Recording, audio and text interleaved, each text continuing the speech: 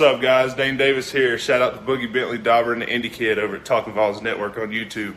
VAWLS fans, head over to their YouTube channel, Talkin VAWLS Network. Smash that like button and subscribe, baby. Go Big Orange.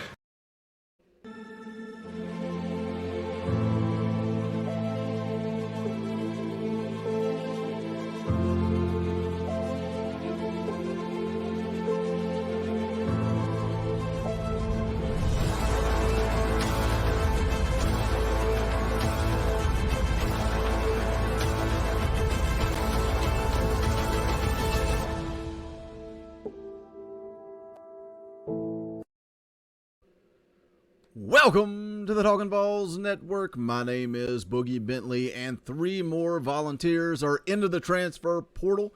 Really comes as no surprise. Probably expect a few more over the next couple of weeks before classes start at Tennessee. And the simple way to describe this is being processed out. That's what it is. This is a different thing compared to last year after Jeremy Pruitt was fired and we saw a wave of talent going into the portal. This is more open conversations that Josh Heupel is having with players about their ability to get on the field this coming season. We'll get into it. We'll discuss it. But it is a numbers game at this point. As always, do me a favor. Go ahead and smash that thumbs up just below the video. Helps the channel, helps the analytics. You guys know the deal by now. Also, if you're new to the Talkin VAWLS Network, welcome. We're not experts. We're not insiders.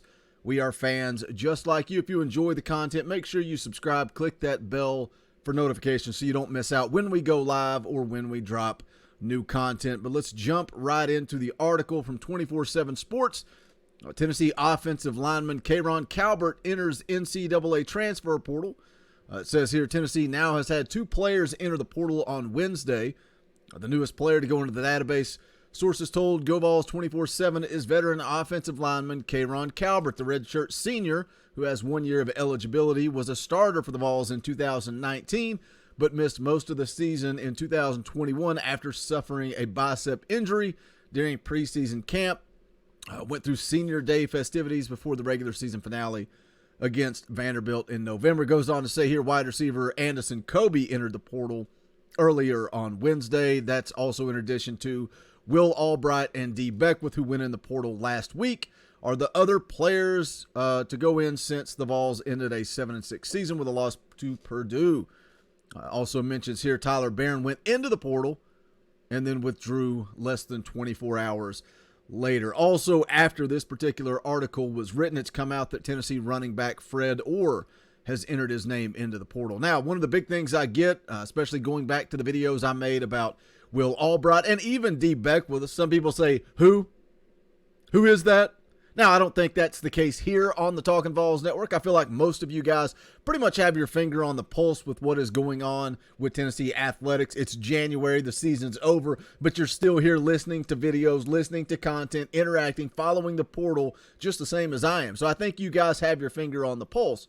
But it shouldn't really come as a surprise that Anderson Kobe entered his name into the transfer portal. When you look at what Josh Heupel has done in the class of 22 at the wide receiver position, the addition of Caleb Webb, the addition of Cameron Miller, the addition of Chaz Nimrod, Squirrel White, and, yes, Squirrel White is ranked as a 3-star according to 24/7 Sports. But when you hear all the insiders, when you hear guys like Jason Swain talk about Squirrel White, he has an opportunity to make an impact as a true freshman in the slot position. His route running is as a 5-star, not a 3-star. So I'm excited to see what Squirrel White does this spring. I'm excited about the ceiling for Caleb Webb.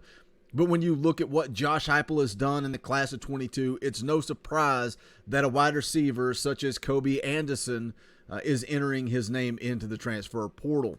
Also, you look at the addition of Isaiah Nair. Isaiah Nair is going to come in and claim one of those spots. You got to look at the fact that Cedric Tillman is coming back for another year. So not really surprised to see Kobe enter into the transfer portal. Now he was rated as a 3-star prospect coming out of high school from the state of Florida. Pretty good prospect. And the one thing that does kind of like surprise me is going back to spring practice, going back to fall practice.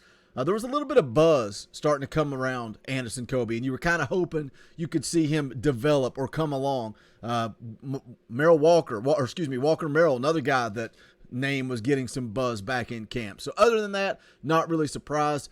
Running back Fred Orr being in the portal, again, not surprised. These are conversations that Josh Heupel is having. You have to get your scholarship number down to 85. When you look how many people Tennessee has added in the class of 22, and they're also looking to add a couple of more.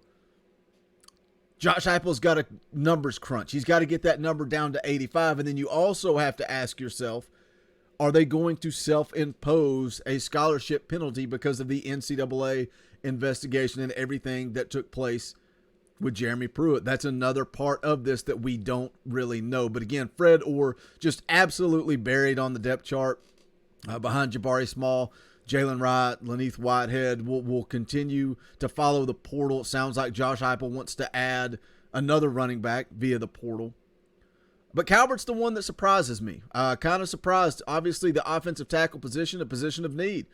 And here you see in the article, it says Calvert, who likely would have been a factor for playing time at both right and left tackle this season, worked to return from his preseason injury and played a few snaps in the fourth quarter win against South Alabama, but it was his only appearance of the 2021 season. Josh Heupel says here, young guy that's been banged up a bunch during the course of his career. Obviously, this season was cut short early.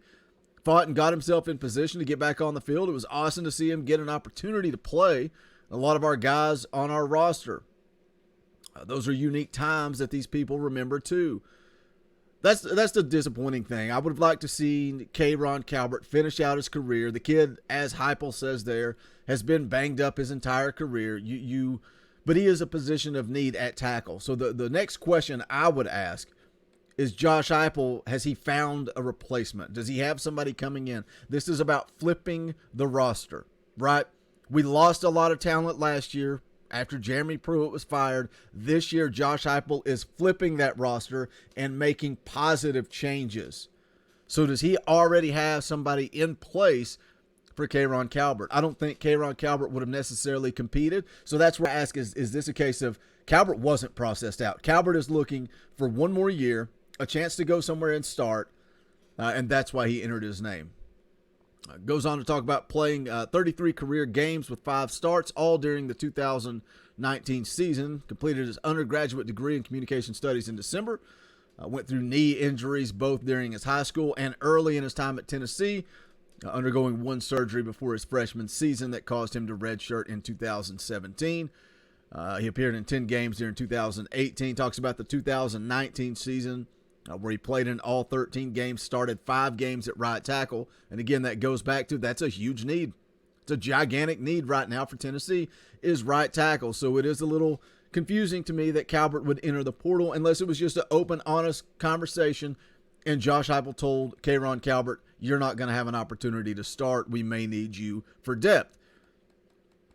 It goes on to say here, talking about Calvert working at left tackle last spring before getting most of his work at right tackle early in preseason before suffering his injury. And that's the thing. When Calvert went down, that's when we had concerns at right tackle. That's when Big Dane Davis was kind of thrown to the wolves. Former walk-on, now out there starting in the SEC, moving forward. You know, Jeremiah Crawford's a name that we continue to talk about. He's the guy that started to come on late. I think as of now, it's going to be Crawford and Dane Davis fighting for that starting right tackle position. Gerald Mincey's going to be in there in the mix.